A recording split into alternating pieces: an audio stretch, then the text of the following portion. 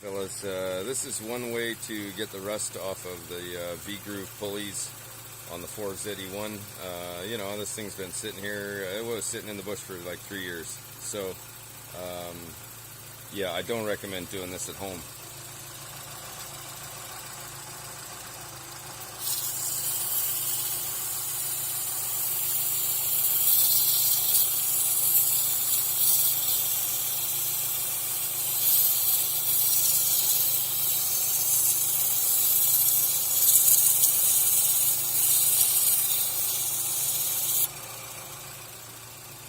I just got various grades of sandpaper here, going down to an emery.